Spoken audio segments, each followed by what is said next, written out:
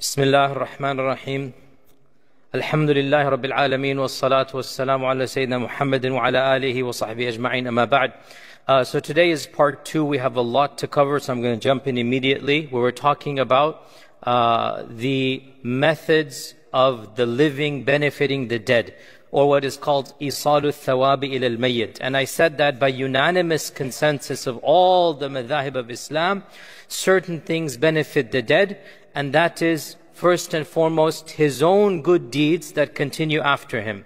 And that's something that is no controversy. We mentioned the three things that are mentioned, sadaqah jariyah, and that is direct sadaqah jariyah, and knowledge that people benefit from, and a righteous child that makes dua for him.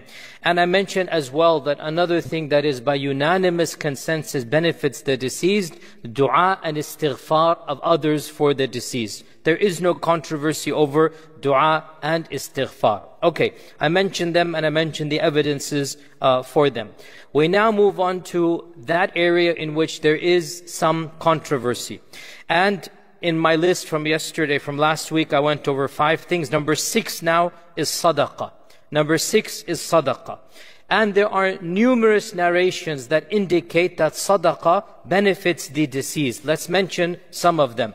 Abu Hurairah said that a man came to the Prophet ﷺ and said that, O Messenger of Allah, my father passed away and left behind money and did not write a will. If I give sadaqah on his behalf, will it forgive his sins? And the Prophet ﷺ said, yes. And there are other evidences that are very clear in this regard. Sa'ad ibn Ubadah gave a well for his mother. He built a well for his mother. All of this is explicit. Number 6 is sadaqah on behalf of the deceased. Number 7, Hajj and Umrah. Hajj and Umrah. As I said, I'm going over all the hadith, and then I'm going to go back and look at the scholars of fiqh. So, what does the hadith say? Hajj and Umrah. Hajj and Umrah. A number of traditions mention that the living can do Hajj and Umrah on behalf of the dead. This is something that is very explicit. Ibn Abbas said, hadith is in Bukhari, that a woman from the tribe of Juhayna came to the Prophet ﷺ and said, my mother made a vow to Allah that she would perform Hajj.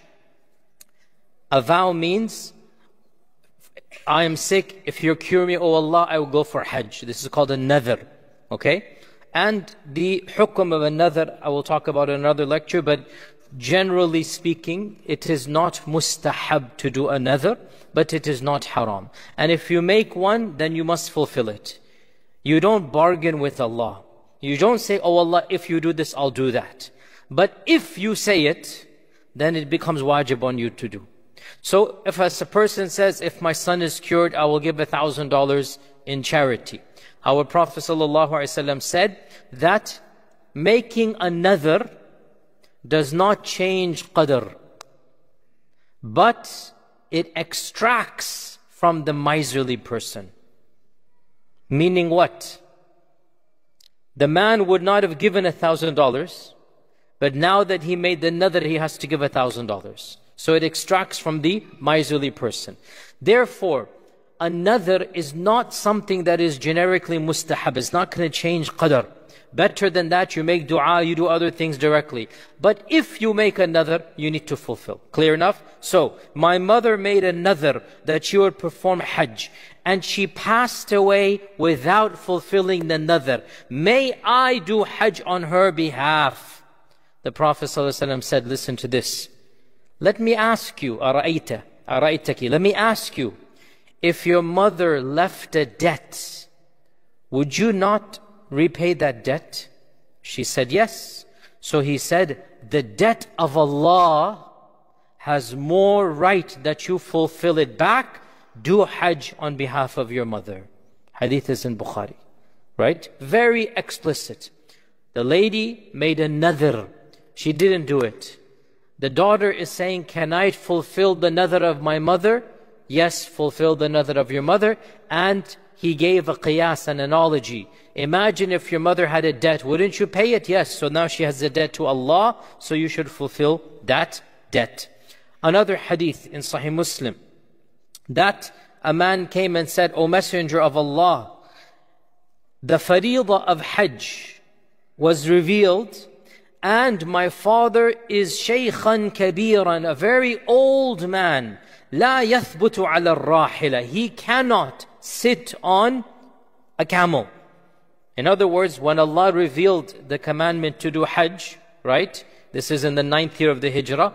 This man is too old to do Hajj. So the child says, أَفَأَحُجُّ عَنْهُ, may I do Hajj on his behalf? And the Prophet ﷺ said, yes, you may do Hajj. Now this hadith is for a living person, by the way, who is very elderly. It's not explicitly for the deceased, but the concept is there that the one who cannot do Hajj, another person will do Hajj on his behalf. We all know this called Hajj Badal, and that's an issue of fiqh, but this is used in the generic controversies, in the generic evidences of doing a good deed on behalf of another. And in a similar narration, Abu Razin al-Uqayli, maybe the same one, maybe a different one, we don't know. He said, Ya Rasulullah, my father is a very old man. He can neither accompany, ride on a camel, nor can he go for Hajj. May I do Hajj on his behalf? And the Prophet ﷺ said, Hujja an abika wa'tamir. He added, go ahead and do Hajj and Umrah on behalf of your father. This is in Musnad Imam Ahmad. Ibn Abbas narrates, reported in Ad-Daraqutni, that a man came to the Prophet ﷺ, and this is now we get explicit, and said, my father died without performing the Hajj of Islam. May I perform Hajj on his behalf? And once again, the exact same thing that the Prophet ﷺ said to the lady from the tribe of Juhayna, he said to this man, let me ask you, if your father left a debt, would you not pay that debt on his behalf? And the man said yes. So the Prophet ﷺ said, فَحْجُجْ عَنْ أَبِيكَ, perform the Hajj on behalf of your father. This is again very explicit. However, in all of these things there is one point, and that is what?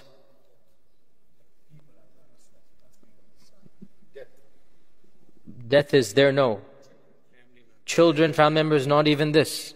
They haven't done their Hajj fard, their fard of Hajj. They have not done it, either living or dead. They haven't done their fard Hajj. How about nafil? It's not mentioned here. You understand this, right? This is where the controversy is going to become, because all of these hadith are mentioning the fariḍah of Hajj, and the Prophet was saying this is a debt owed to Allah. Okay, what if you fulfill the debt? Now you just want to pay extra. That's not explicit, but there's one narration that is used. And this is the famous one in Abu Dawood, that when the Prophet ﷺ was going for Hajj, this is in the 10th year of the Hijrah, when he's going for Hajj, the Prophet ﷺ was wearing the ihram, and a man wore the ihram and said, لَبَّيْكَ عَنْ شُبْرُمَةٍ. Labbaik on behalf of Shubruma, not on behalf of me. I'm doing Hajj on behalf of Shubruma. The Prophet ﷺ said, who is Shubruma? Who is Shubruma? The man said, he is a friend or a brother. The narrator said, I forgot, did he say friend or brother? He is an akh or a qareeb, a relative or a friend of mine. The Prophet ﷺ asked this man, أَحَجَجْتَ عَنْ نَفْسِكَ, did you do Hajj on behalf of yourself first? He said, no. So now the Prophet ﷺ said, حُجَّ عَنْ نَفْسِكَ ثُمَّ حُجَّ عَنْ شُبْرُمَةٍ. This is the famous hadith that we say to anybody going for Hajj Badal, right? Anybody doing Hajj Badal, you cannot do Hajj Badal until you have done your own. What is the evidence? This hadith here. حُجَّ عَنْ أَبِيكَ ثُمَّ حُجَّ عَنْ نَفْسِكَ, excuse me, ثُمَّ حُجَّ عَنْ شُبْرُمَةٍ. Do Hajj on your own behalf, and then go ahead and do Hajj on Shubruma. Now, the point here, the Prophet ﷺ did not ask, is Shubruma somebody who has done Hajj or not? He didn't ask too many questions. He let it be. And we have a principle in fiqh, that تأخير البيان عن وقت الحاجة, delaying asking questions or delaying clarifying when you needed to clarify is an indication you don't need to clarify. The very fact that he didn't quiz the man, has Shubruma done Hajj? And by the way, Shubruma here, أَخُ لِي أَوْ قَرِيب. He didn't say father or mother. He said brother or friend or relative. Right? Clearly Shubruma is not the father. Shubruma is a friend or a relative or a brother. This shows as well we're widening the case. It's not just the son or the daughter on behalf of the parent. So these are the ahadith about fasting, and about Hajj and Umrah. Category 9, fasting. Category 9 is about fasting. A hadith about fasting. Aisha narrated that the Prophet ﷺ said, من مات وعليه الصيام صام عنه وليه. متفق عليه, Bukhari and Muslim. Whoever dies and he had some fast that he had to still do, then his wali should fast on his behalf. So, a person fell sick the last year of his life, Ramadan came and he wasn't able to fast a week, and then he passed away that year. And his children know, oh, he has 1 week left. So, the hadith is what? You should make up that week. Okay? A lady did not fast a week and she passes away. Her daughters know, oh, my mother didn't make up that week that she was supposed to make up. So then her daughter should make up that week that was not fasted when she or he was able to fast. We're not talking about elderly that give kafara, that's something else. No, we're talking about somebody who did not fast for a legitimate excuse and then thought, I'll make it up, and then died before he or she can make it up.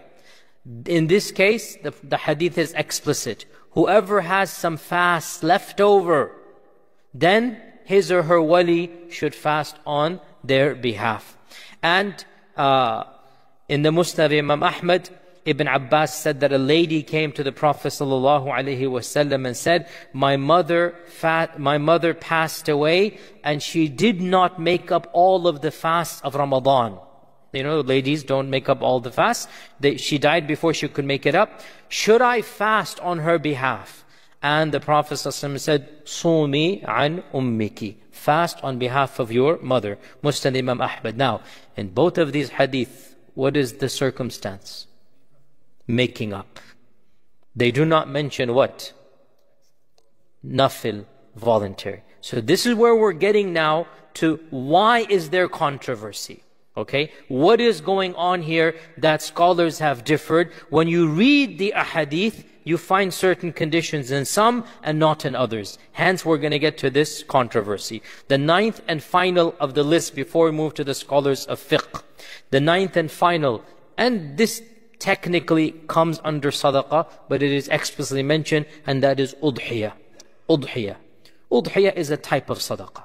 And so technically we can add it to category number 5 and say this is, a type of sadaqah, but still because it is mentioned specifically, I put it in a separate category. And the hadith is authentic in Musnad Imam Ahmad that Amr ibn al-As, the famous companion, the father of Abdullah ibn Amr ibn al-As, the famous negotiator, the famous person who became the grand vizier, if you like, or the prime minister under Muawiyah, the Sahabi who was blessed with a very keen sense of politics, this Amr ibn al-As. He, and of course his father, Al-As ibn Wa'il, was one of the icons of Quraysh. Ayat were revealed about Al-As ibn Wa'il, not very positive. This is Al-As ibn Wa'il, but he was one of the icons of the Quraysh. And he's from a very noble family, noble meaning bloodline, not noble meaning his actions. So, Al-As ibn Wa'il, well known. Amr ibn al-As said, Ya Rasulullah, my father, Al-As ibn Wa'il, before he died, he made a nadhr to Allah to sacrifice 100 camels. 100. He was a wealthy man. He's one of the leaders of the Quraysh. And my brother, Hisham, took half of that nadhr and the other half is on me. So the two sons, Hisham and Amr, and interestingly enough, Hisham and Amr both accepted Islam and the father refused to the end and he did not accept Islam. So Hisham took on 50 and sacrificed 50 on behalf of his father. Now Amr is saying, do I have to do the other 50? And our Prophet ﷺ said, Ama abuka فَلَوْ كَانَ أَقَرَّ بِالتَّوْحِيدِ فَصُمْتَ وَتَصَدَّقْتَ عَنْهُ نَفَعَهُ ذَلِكَ. This is a very important evidence. If only your father had accepted Tawheed. Ama abuka, how I wish, alas, if only your father had accepted Tawheed. Then if you had fasted and given charity on his behalf, he would have benefited from that. Meaning what? Should you or should you not? There's no point. There's no point. Why? Because he didn't die as a Muslim. Now this hadith is quite explicit. This is not fard. This is not something that is obligatory. Sumta, siyam is mentioned here. وَتَصَدَّقْتَ. And this is not obligatory per se. It's just he said, I want to give 100 camels. It would have benefited him. Okay, so these are 9 explicit categories about mentioning deeds that can benefit the dead. And I mentioned pretty much, as to the best of my knowledge, pretty much comprehensively. If there's any that I have not mentioned, please come to me and I will add them next week and credit you inshallah ta'ala. I've tried to do my research to the best of my knowledge. The 9 explicit things that are mentioned of benefiting the dead. And when it comes to Isal al-Thawab, it's only the last 4 or 5. The first 3 or 4, as we said, is the man himself and his own actions. So Isal al-Thawab is actually very limited here. Now, there's a few that people have tacked on. Most importantly, the hadith, recite Yasin over your dead.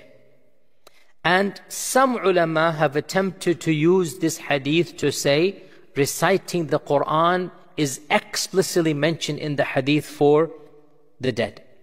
But the majority have said, look, whether Quran reaches or not, we're going to talk about in 5 minutes, this hadith cannot be used.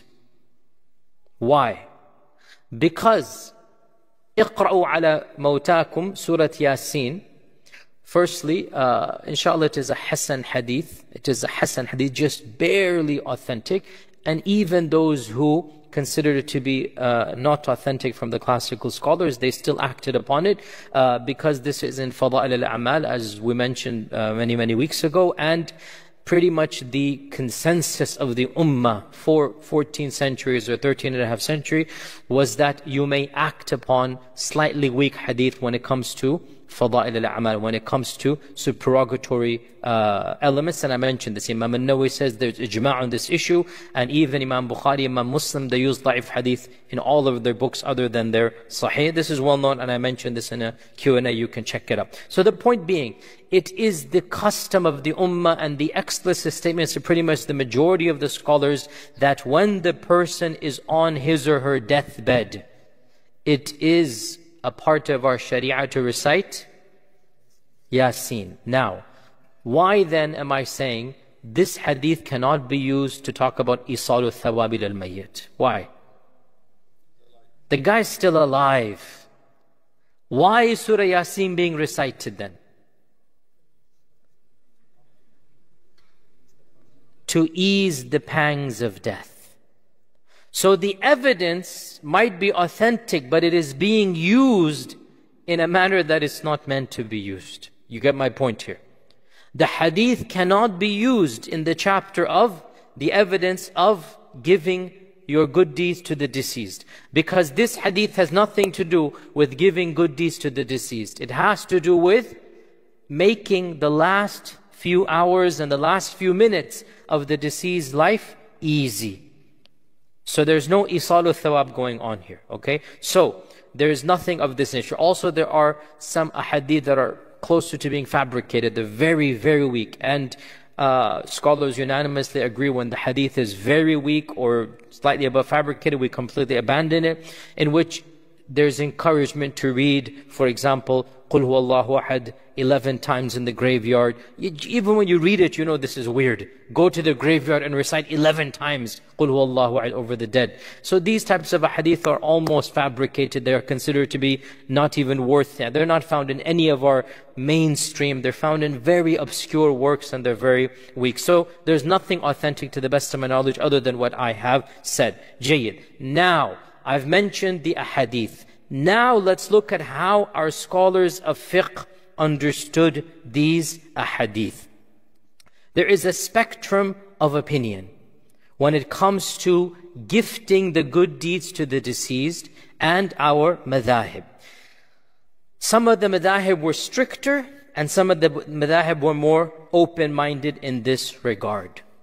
And what is very interesting, and I need you to pay attention, this is going to be a very detailed lecture, inshallah, the next half hour, and I don't want to lose anybody in this. It's going to be a very detailed lecture, as I promised you. It is my goal, inshallah, that this is the most detailed you have ever heard on this topic. Dare I say, maybe even, I haven't found any even on YouTube, to the best of my knowledge, in the Arabic language, because every person just gives what he thinks is the right answer. Very few are willing to mention other opinions and discuss them unbiasedly. Everybody wants to give his opinion and then reject the others. And my goal is to see what has the ummah said. I'm not the first, I'm not going to be the last. What has 14 centuries of tradition said?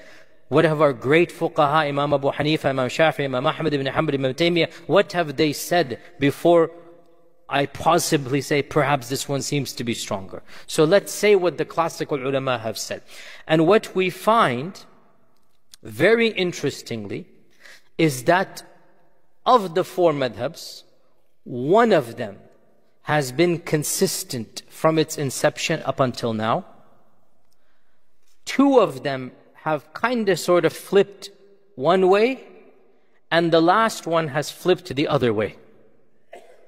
In other words, three of the madhabs have initially had a certain position, and then over the course of Islamic history, slowly but surely they flipped around. And they've gone against the opinion of their own founders. And this is, by the way, not uncommon. For those who study fiqh, you will know it's not uncommon. A lot of times you have an explicit statement of the founder of the madhab, and then slowly but surely the later scholars collectively began changing the stance until the fatwa given in that madhab is exact opposite to what the founder of the madhab said. This is something that is well known to the students of fiqh. So, the one madhab that has been pretty consistent throughout its inception is the Hanafi madhab. MashaAllah, tabarakallah, they have maintained their consistency. The Hanafi madhab, from its beginning, has said that any and all good deeds can be gifted to the deceased without any restrictions. They are the most open-minded, generous. I like this word. Yes, they are the most generous. Gift any good deeds to the deceased. In fact, most of them even said, why stop at deceased? Give them to the living as well. You can give to the living as well. So we have, for example, Ibn Abidin, the author of the Hashiyah.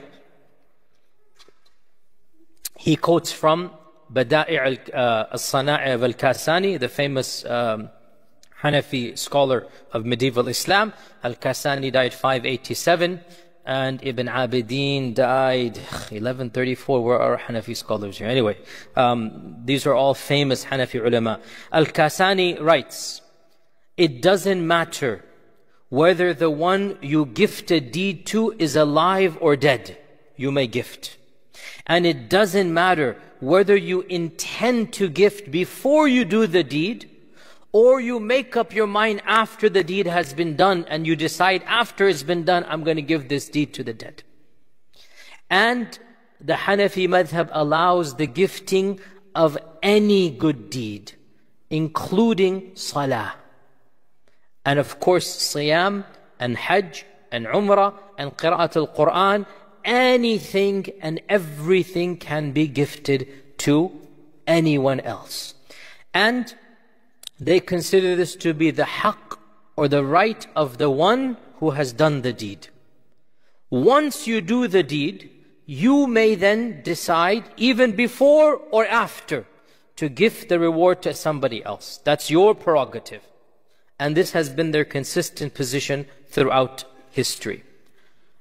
As for the Shafi'i school and the Maliki, the Imams, both of them, began in one position, and then over the course of history, especially the Shafi'i madhab, the modern Shafi'i madhab has essentially completely gone against. And as for the Malikis, and out of the four madhabs, by the way, I must confess the Maliki madhab is the one I am the least familiar with in terms of development and whatnot. That's because geographically it occupies a region that is different than the other three, and I have better dealings with the books of the other three. Nothing against the madhab itself, my own personal issue. So, to the best of my research, the Maliki madhab is still divided on this issue, even though the founder was explicit. What did Imam Malik and Imam Shafi'i say, the both of them? They said, Imam Shafi'i said, and I quote from Imam Shafi'i, other than fulfilling the wajib,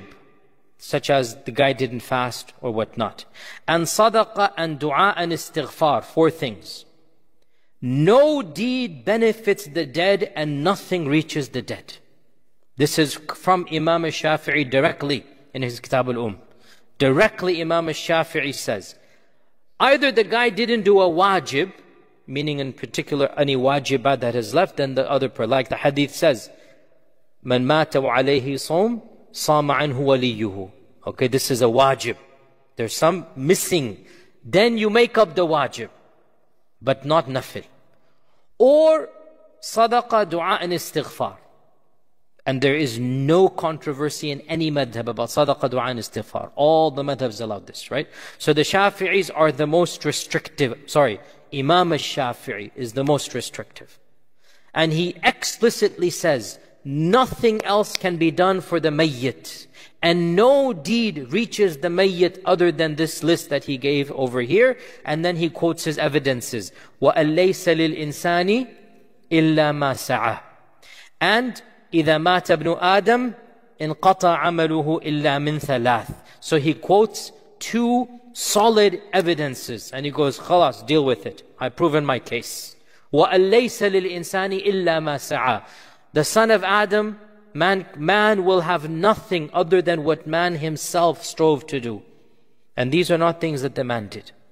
And when the person dies, everything is cut off except for three things. So Imam Shafi'i says, it is very clear, these things cannot be gifted to the deceased. Okay? Imam al-Nawawi, and Imam al-Nawawi is the greatest expounder of the Shafi'i madhab in medieval times. Right? The muhaqqiq of the Shafi'i madhab in medieval times is Imam al-Nawawi. Imam al-Nawawi writes in his Sharh of Sahih Muslim, volume 7, page 90, وَالْمَشْهُورُ فِي مَذْهَبِنَا أي مذهب الشافعي أن قراءة القرآن للميت لا يصله ثوابها وقال جماعة من أصحابنا يصل ثوابها وبه قال أحمد بن حنبل. Imam al-Nawawi says, the famous position of our school, and Imam is a Shafi'i, the famous mashhur it's called, the one that is well known in our school, is reciting the Quran for the deceased does not reach the deceased. However, some group of our school said it does reach the deceased, and this is the position of Ahmad ibn Hanbal. Okay? So, Imam al-Nawawi is saying in his time, and when did Nawawi die? 676. Imam al-Nawawi died 676 Hijrah, medieval times. Literally smack dab in the middle from our times to the Prophet. Imam al-Nawawi is in what we call medieval Islam. Imam al-Nawawi said, the famous position of the Shafi'i madhab is reciting the Quran does not reach the deceased.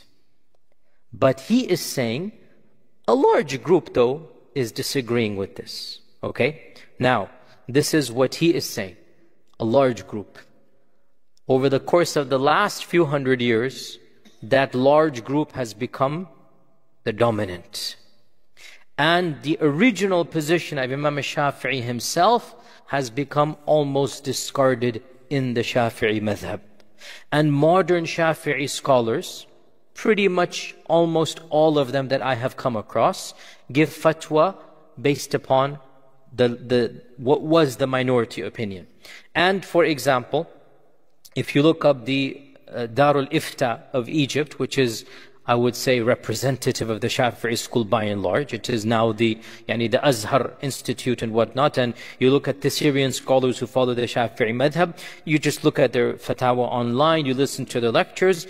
Generally speaking, they are completely open to the idea of gifting your good deeds to the deceased. Okay? So, the modern scholars of the Shafi'i school have given the fatwa that you may do good deeds and give them to the deceased, and on top of this list is reciting the Quran. Is that clear? That is the Shafi'i madhab. The same goes for the Malikis. However, to the best of my knowledge, the Maliki madhab still has two opinions in it, and I'm not in a position to tell you which one is a majority in our times. I'll simply say I found Malikis on both sides of the spectrum in our times. Imam Malik himself was on the same madhab as Shafi'i. No gifting. Imam Malik wanted to close the door.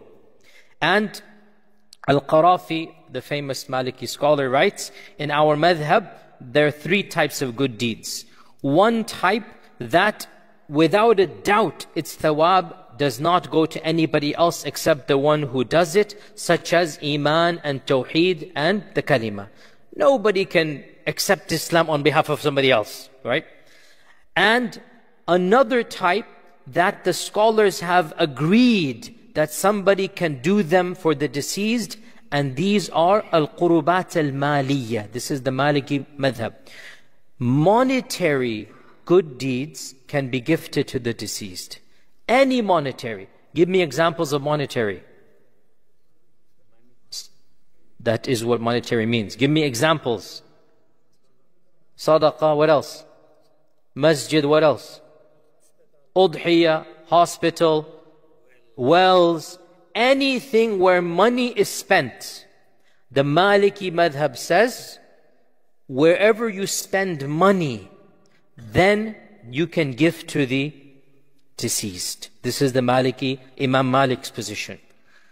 And he said, the third category, that which is the bodily actions, such as fasting and hajj and qira'at al-Quran. And he says, Malik and Shafi'i said, no, we cannot do that. This is Imam al-Qarafi, one of the icons of the Maliki madhab. And he quotes directly from Imam Malik. Malik did not allow this to happen. However, like with the Shafi'i madhab, developments occurred in the Maliki school. And large segments of the Maliki school began giving fatwa that it is allowed. And Ibn Hilal in his Nawazil, he writes, the fatwa of Ibn Rushd, the famous Maliki scholar. Ibn Rushd, one of the greatest Maliki scholars from Qurtuba, from Andalus. The fatwa of Ibn Rushd and the madhab of the majority of our Andalusian scholars, because the Maliki madhab flourished in Andalus, is that the mayyit benefits from the recitation of the Quran of the living, and the thawab reaches the mayyit. And he writes, this is Ibn Hilal, a scholar of the Maliki madhab, he writes, and this is the actions that the Muslims east and west have done. Meaning what? Reciting Quran for the deceased. This is something that everybody has done. وَاسْتَمَرَّ عَلَيْهِ الْأَمْرُ مُنْذُ أَزْمِنَةٍ سَالِفَةٍ. And the custom has been done since time immemorial, that when somebody dies, those that are alive read Quran for the ones that have gone away. Okay? So this is something that is now the later Maliki scholars, they seem to allow this in my brief research that I've done. And again, if there are any Maliki experts, please benefit us in this and tell me, and I will announce this next week, no problem. To the best of my knowledge, I have found both positions still in the Maliki school. Unlike the Shafi'i school, by the way, I have not found anybody. The Shafi'i school seems to have completely gone basically with the Hanafi madhab. So the Shafi'i is now similar to the Hanafi madhab in our times. The Malikis, we did this. Now, which madhab is left? The Hanbalis. Okay, the Hanbalis I save for the last because they went the exact opposite. They went the exact opposite. Imam Ahmad ibn Hanbal was of the opinion of Imam Abu Hanifa. Very generous. Imam Ahmad ibn Hanbal allowed good deeds to be gifted to the deceased without any restrictions whatsoever. And this was the standard position of all Hanbali ulama without exception up until modern times, when the modern strand of Hanbalism, what should we say, reinterpreted the classical school, as they have done for many things, as we know, and they preached a version of theology that is essentially unknown to the earlier ummah, and they began saying that it is not allowed to do anything for the deceased other than the three that is mentioned, which is not Isal al-Thawab al-Mayyit, is basically Sadaqah Jari, etc., etc. So and because this is where most of us get our fatwa from, we log online and the fatwa of this group are very predominant. I'm going to deconstruct this inshallah very clearly. Ibn Qudama al-Maqdisi, who is the icon of the Hanbali madhab, is to the Hanabila what Imam al-Nawawi is to the Shafi'is. Ibn Qudama is the medieval icon of Hanbalism, and he wrote some of the most classical books, including Al-Mughni, and Al-Mughni is one of the greatest encyclopedias of fiqh ever written in the history of Islam. Ibn Qudama was a Hanbali theologian and a faqih, and a teacher of the teacher of Ibn Taymiyyah. He was basically a century before Ibn Taymiyyah. Ibn Qudama writes in his Al-Mughni, and Al-Mughni is considered to be one of the primary references of Islamic fiqh in all the madhahib, because Ibn Qudama wrote an encyclopedia of all four madhahib in Al-Mughni. And he writes, volume 2, page 225, any good deed that a person does and gives its thawab to a Muslim mayyit, two conditions, dead and Muslim. Okay, so the Hanabila, generally speaking, didn't really allow the gifting to the living. That's the Hanafis. The Hanabila want to gift it to the deceased. Okay, and it has to be Muslim.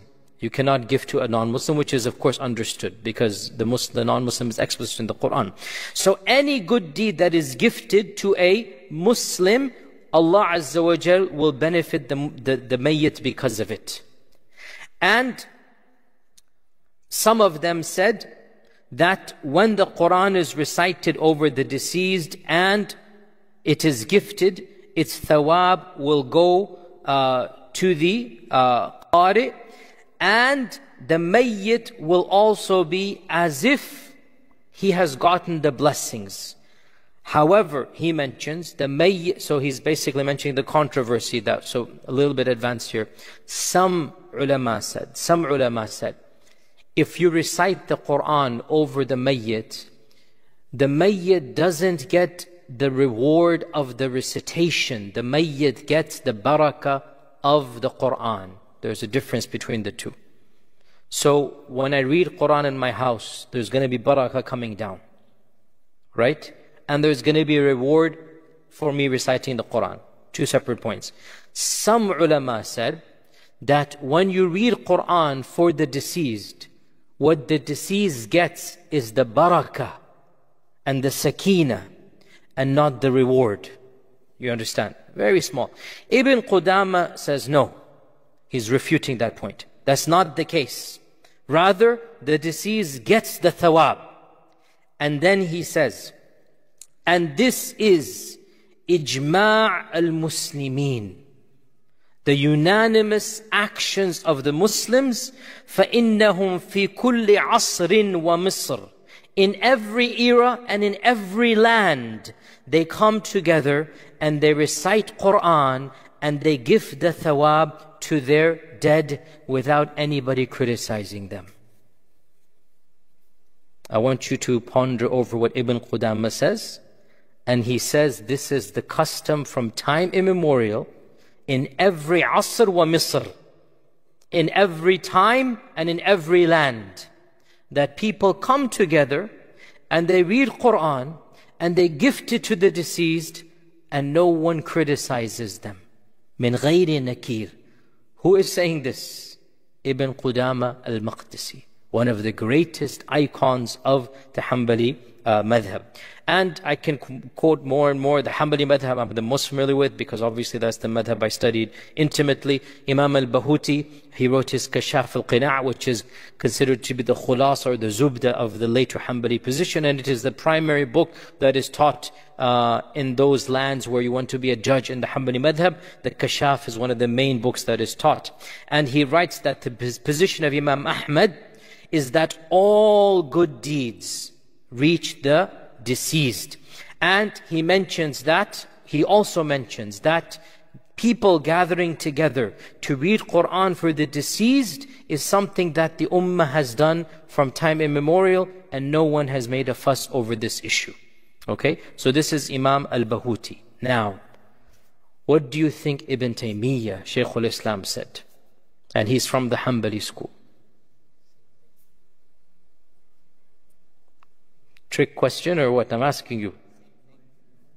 Ibn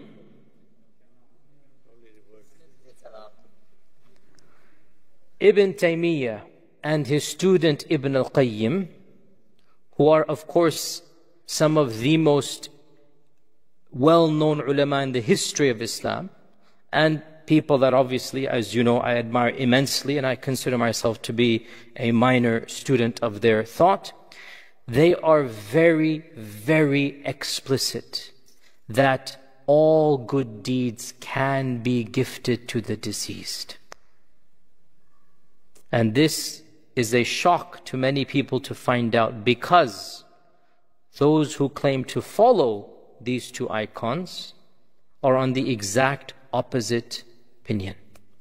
And they are the ones who make a very big deal about gifting good deeds to the deceased, and about reading Quran for the deceased, and about coming together to read Quran for the deceased. Ibn Taymiyyah and Ibn al-Qayyim, on multiple occasions, there are over 10 specific points in his Majmu' Fatawa that I have, and also Ibn al-Qayyim in his Kitab al-Ruh, which I'm actually going to read from, because again, most of the people who presume they're following these two authorities have never actually read the books directly. They're only getting snippets from later authorities, and they rarely go back to the original. Ibn Taymiyyah writes, Majmu' Fatawa, volume 24, page 252. It is confirmed, يعني ثبت باليقين, something well known, that the Prophet ﷺ allowed giving charity for the deceased, and he allowed fasting for the deceased. And these evidences and others, the whole 9 categories I mentioned, are used by Imam Ahmad and Abu Hanifa to allow gifting other deeds like the salah and the qira'at al-Quran to the deceased. This is Ibn Taymiyyah writing. Even the salah, if you want to, and qira'at al-Quran, basically what is mentioned in the hadith is not a comprehensive list, it is an illustrative list. So anybody comes and says, I want to do this, the Prophet says, go ahead and do it. Anybody comes and says, I want to do hajj, I want to do sadaqah, I want to do fast, go ahead and do it. It's not a comprehensive list. It is illustrating examples, and from this you get the principle. What is the principle? Any good deed can be gifted for the deceased. However, Ibn Taymiyyah says, it should be known, and I like this, is Ibn Taymiyyah truly is an academic and an intellectual. Listen to what he's saying. It should be known that it is not from the regular customs of the Sahaba and Tabi'un that every time they prayed, or every time they read Quran or fasted or did Hajj, that they would gift their deeds to the deceased or even to their relatives. And indeed, the best method is to follow what the Salaf did. So he is saying, theoretically it is allowed. It's allowed. At the same time, we shouldn't just start gifting every single good deed, and I'll mention why in a while.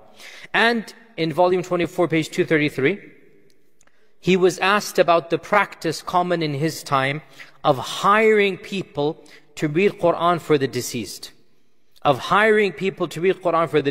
So what they would do is that they would pay money to some qurra.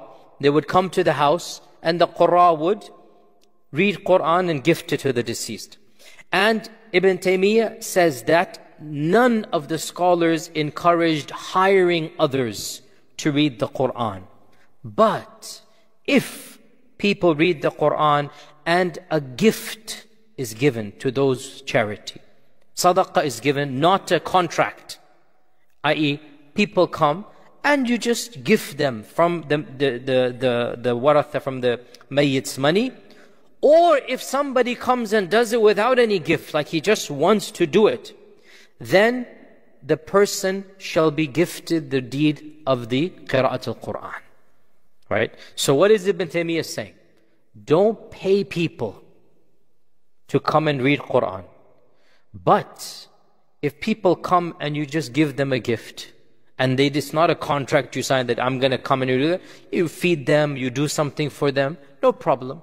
And if somebody does it out of his ihsan, he wants to benefit the dead, also no problem, and it will go to the mayyit. Now, another point I want to also mention, in volume 1, page 317, somebody asked him about gifting to the Prophet ﷺ in particular. Can I do a good deed and gift it to the Prophet ﷺ? And he said, it is not reported from any of the early generations that they did this, and the reason for this is because, listen to this, every single good deed that you do, automatically our Prophet ﷺ gets the reward and you get the full reward. You don't need to give specially to him. Because the one person who will get every good deed that is ever done by any Muslim, and you will get the full reward and he will get the full reward, is our Prophet ﷺ. You don't need to separate and say, oh, this Hajj is for your Hajj and your Salah and your Qira'ah, anything you do, the Prophet ﷺ is getting the reward for Tabligh al-Risala. So clearly you do not have to gift the Prophet ﷺ anything. That's very clear. He doesn't need it. Your deeds will automatically appear in his scale and in your scale from Allah's blessing. Now, Ibn al-Qayyim in his Kitab al-Ruh has the most detailed discussion of gifting to the deceased, and I strongly encourage every advanced student of knowledge to read through the 20 or so pages in my edition from page 326 all the way to 350, so almost 25 pages about this regard. And it is the most detailed discussion back and forth that I have found of this issue in all the books that have come of early Islam. Obviously in our times there are some dissertations and whatnot that have gone into more detail, but in classical and medieval times this is the most detailed discussion. And I wanted to in particular quote from this book. Ibn al-Qayyim basically says that out of all of these texts adding to one another, we can prove that the rewards of the good deeds reach the dead when a living person does it for him. So all of these ahadith, he mentions some of what I have done, and I mentioned more than that, but the point is all of these 9 genres, he mentions a good selection of them. Then he says, all of these put together prove a principle. It's something now thabit, something confirmed, that gifting the good deeds from the living to the dead is something that reaches the dead. And then he says, and even common sense and qiyas, even analogy, i.e. rationality, proves this point. It's not just the texts.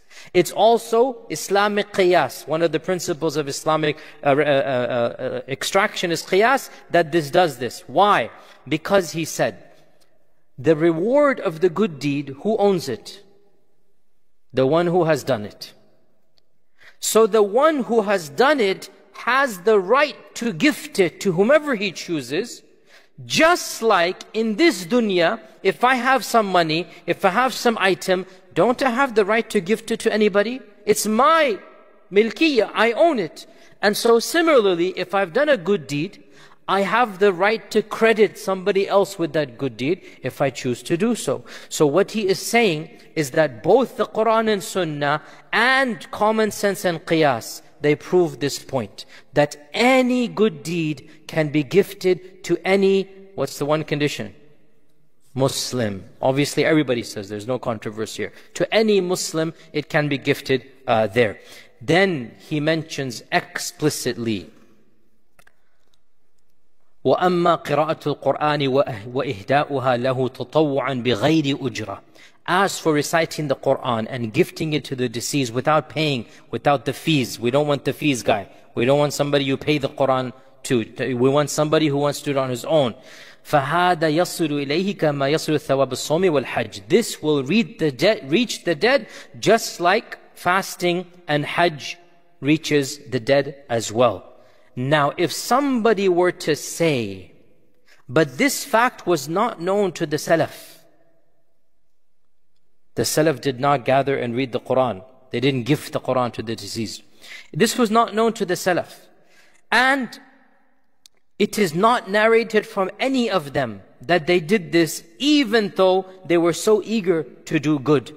Nor did the Prophet ﷺ explicitly command them to read the Quran for the dead, even though he commanded them to pray and for istighfar and sadaqah and hajj and sawm. So if the qira'ah of the Quran would reach the dead, he should have told them to do this. You see what he is saying now, right? He's taking on, if somebody were to say this. Now, here's the irony. He is taking on, essentially, the Shafi'i school. Right now, when he's writing the book. The Shafi'i school has abandoned this position. Who has adopted it? The later modified version 3.2 Hanbalis. Okay? Our modern strand, those who presume themselves following the Salaf, that strand is essentially almost unanimous that we don't do this. Ironically, and this is so beautiful if you read this, Ibn al-Qayyim, it is as if he is quoting his own later school and refuting them point by point. And his own school will not accept what one of their icons is saying. So he says, what if somebody were to say, and he means the Shafi'is, and in reality it has become his own school, that the Salaf didn't do this. We say, I'm going to summarize this because it's 2 pages of back and forth, and he's basically saying, this person is one of 2 categories. The first of them is that he is saying that Hajj and Siyam and Dua and Istighfar reach the deceased, but not Qira'at al-Quran. So we say to this person, what is the difference between reading Quran and between all of these other good deeds? What is the difference between them? Do you have an evidence to separate this good deed from the other list over there? These ahadith prove the general rule. You are coming and trying to find some exceptions. The same person who told you Hajj and Sadaqah and Quran, and in fact, any question that the Prophet ﷺ was asked about this, he allowed. Then you come and you bring an exception. Where is your evidence for separating? There's no evidence. And as for the claim that the Salaf, and then the second category, those who say that these things don't reach the deceased, and this is not the Shafi'i school, this is actually the Mu'tazila, by the way. I did not mention, actually I did, I think very briefly I said last class, the Mu'tazila, they said nothing benefits the deceased. And this is for them, and Imam Ibn al-Qayyim says, as for them, we say all of the evidences disprove this point. Then he says, as for the reason why the Salaf, it has not been mentioned from them, he brings a number of points. First and foremost, that they would do things in private, they didn't publicize these things. Secondly, that the Prophet ﷺ, he himself was not the one who told them to fast and give sadaqah and hajj and don't do Quran. Rather, these were questions posed to him. And anybody who came and asked him, he allowed it to do. And therefore, theoretically, what he's trying to argue, if somebody had asked him Qira'at al-Quran, he would have explicitly allowed it as well. And then he says, how can anybody disprove that any of the Salaf did this? It is an unknown whether they did it or not. It's something we don't know whether they did or not, and the other evidences prove that it is something that can be allowed, and he goes on and on. So this is Ibn al-Qayyim in his Kitab al-Ruh, and he has an entire section refuting the Shafi'i scholars who didn't allow Isal al-Thawab al-Mayyit, which is the same evidences his later followers use in our times. And of them, Imam al-Shafi'i quoted two things. وَأَلَّيْسَ لِلْإِنسَانِ إِلَّا مَا سَعَى. Right? And what's the second one?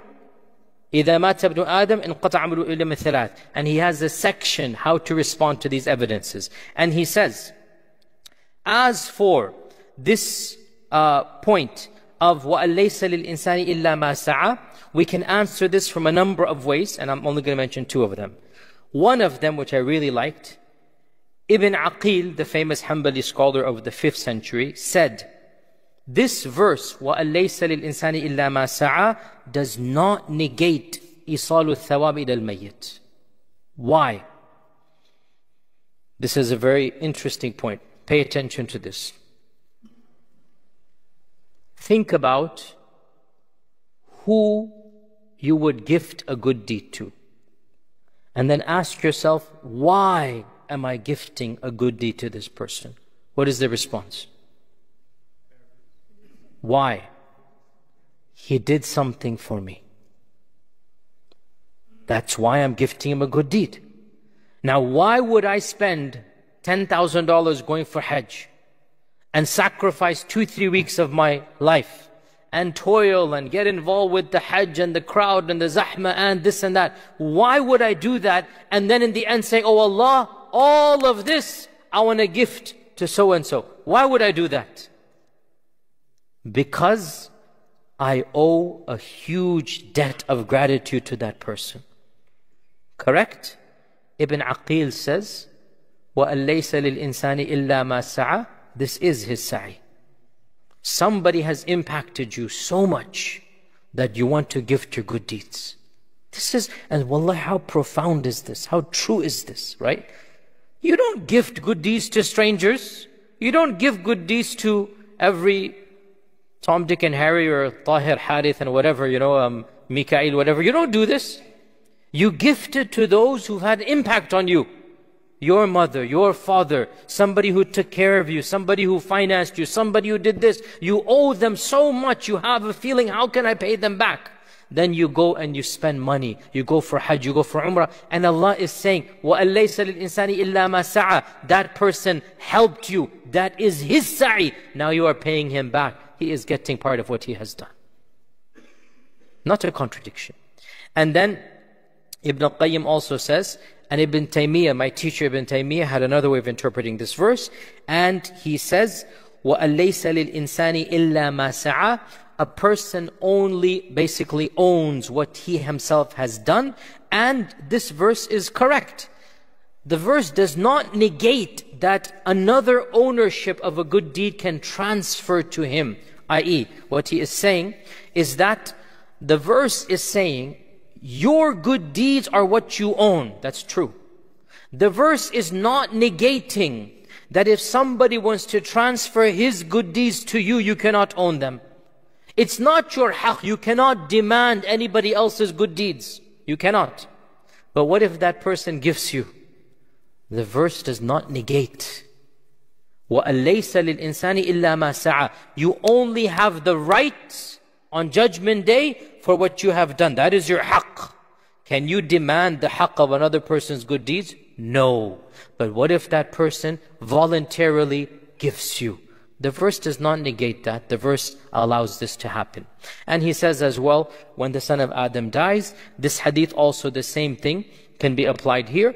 His deeds finish. And it's true. It doesn't say somebody else's deeds cannot be gifted to him. Very clear here. Yes, of course, your deeds finish, but there's no negation of benefit from other sources. There's nothing of the sort.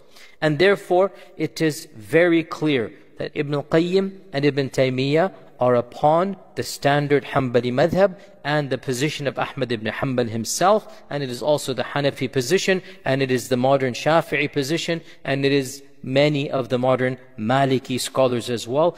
Essentially, to be very simplistic, the entire ummah in our times has agreed that one may gift good deeds to the deceased, especially Qira'at al-Quran, except for one small movement that became popular in the early 90s. It took the world by storm, and it has a huge impact. I also was swept up in it, as you all know, in an earlier stage of my life.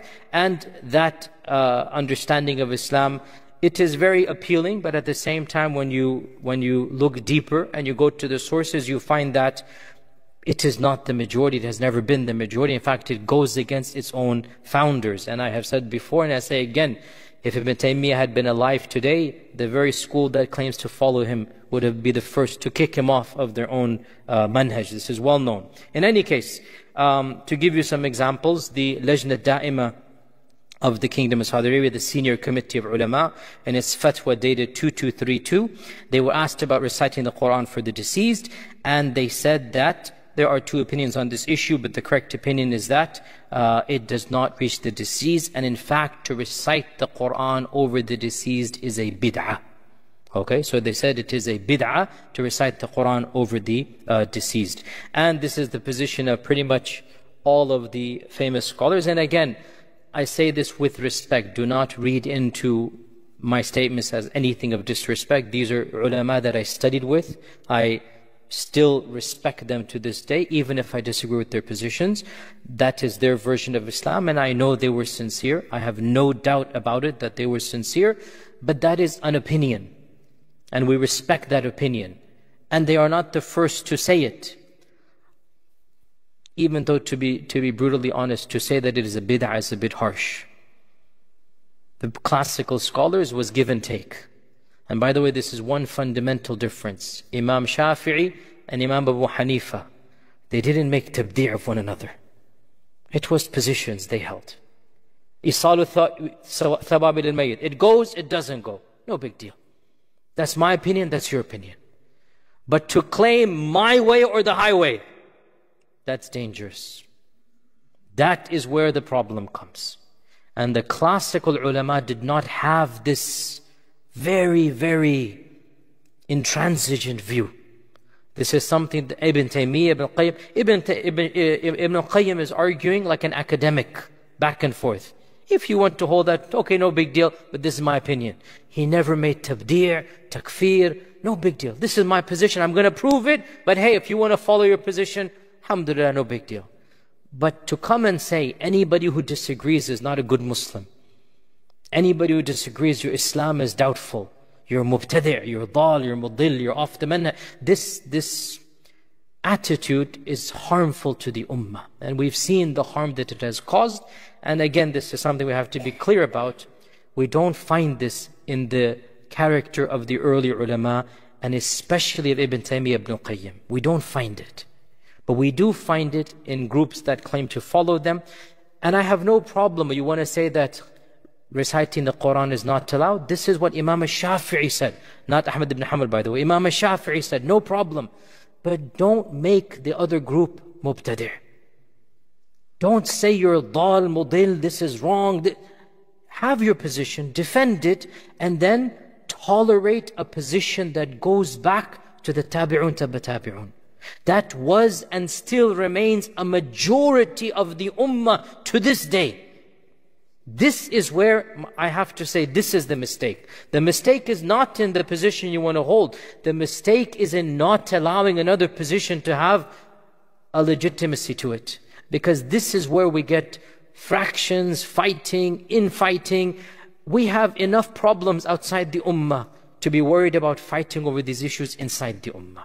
live and let live when it comes to these internal issues. So, of course, as well, I forgot to mention, another great alim, not meant to be disrespectful, but you should just be aware, Shaykh al-Albani, may Allah Azza wa Jal have mercy on him. I benefited from him immensely when I was a teenager, and I owe him a lot to my own thought process and whatnot. But he has views that, again, based on his ijtihad, he did not allow reciting the Quran for anybody except for the son or daughter, because he has a certain usul which is very literalist, as you know, if you know Shaykh al-Albani, and he basically did not allow any person, any brother, any friend, even the parent for the child, no. Only the son or daughter for the mother or father, that is it. Based on, the sadaqah jariyah for the child and whatnot, so he did not allow it at all, and he said it is a bid'ah for anybody else to do this.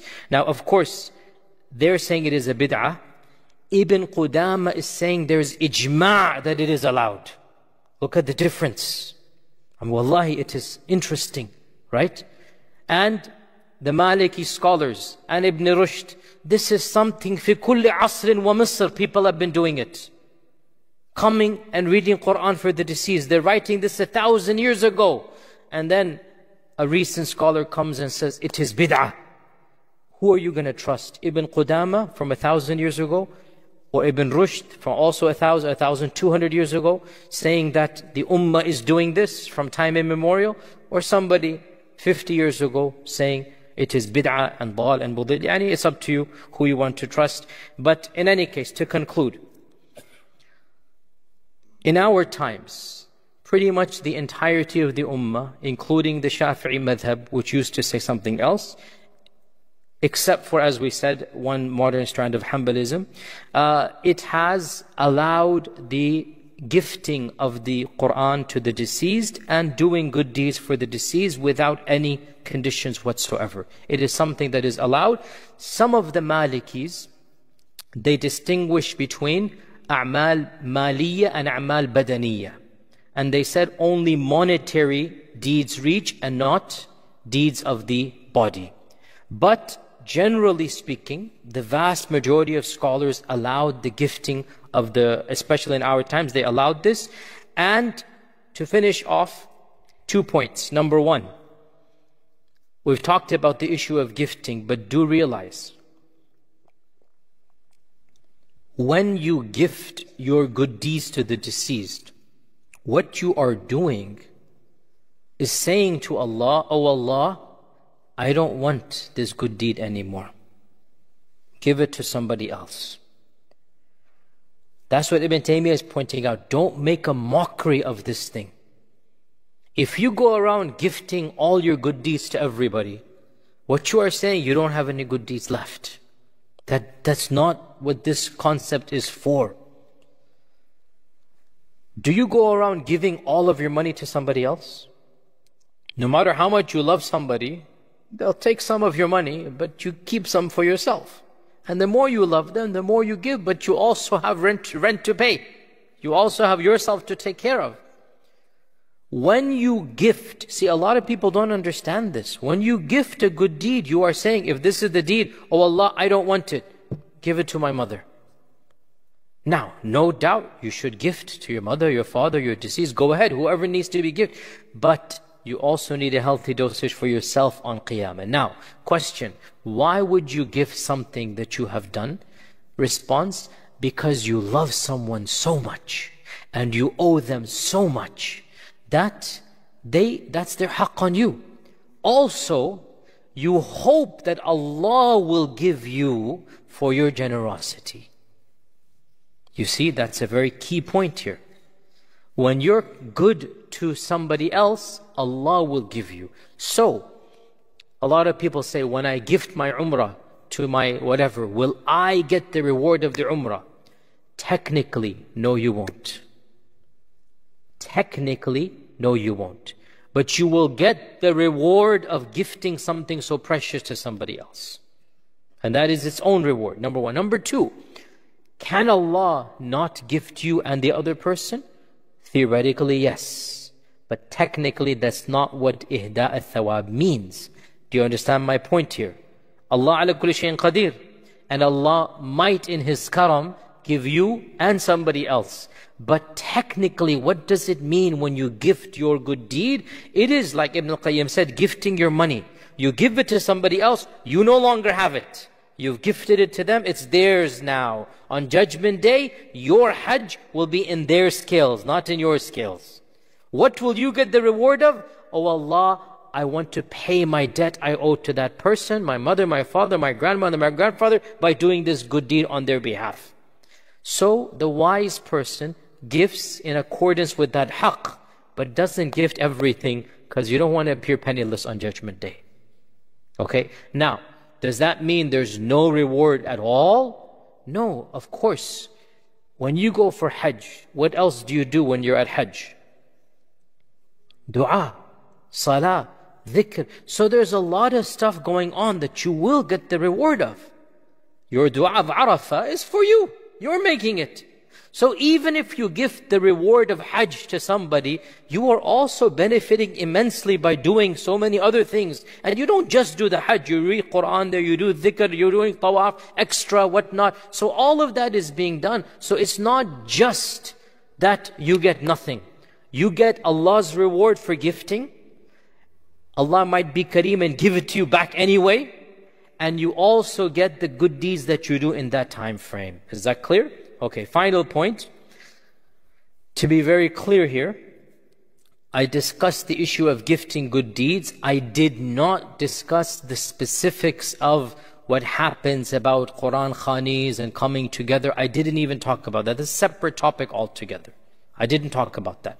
I simply said the vast majority of scholars, including Ibn Taymiyyah, Ibn Qayyim, Imam Ahmad, Abu Hanifa, and even Imam al-Nawawi seems to be siding with this. The vast majority of scholars have said, you may read the Quran in your personal, private life and gift it to the deceased. And I believe in this as well.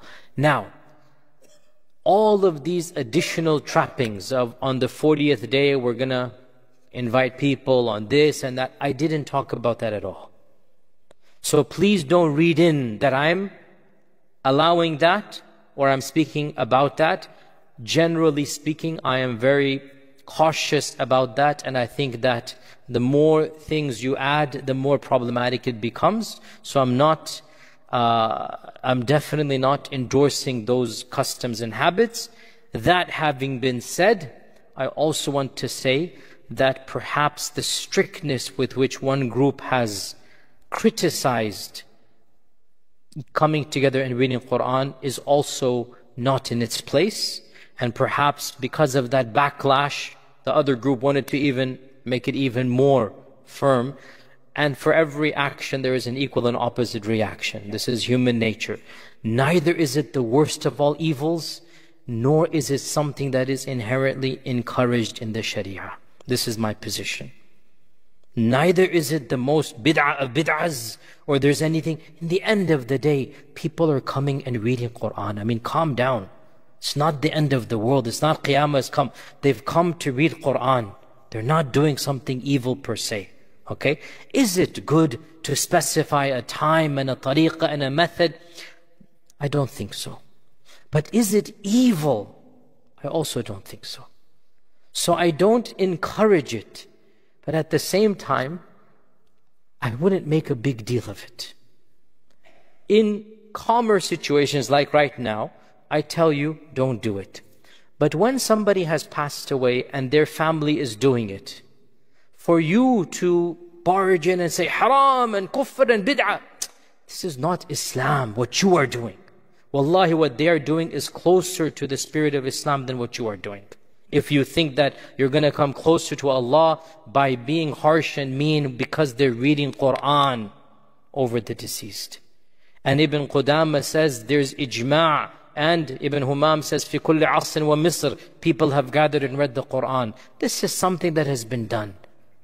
I don't encourage it, but it's not something that is inherently evil, that we have to be warning against. We teach that don't, if you're able to, don't do it in your families. This is what I say, honestly, don't do it. Do what our Prophet told us to do. If you want to do something, go for Hajj. If you want to do something, build a well. This is far better than reading Quran, to be honest, because building a well is sadaqah jariyah. Reading Quran is a page or two.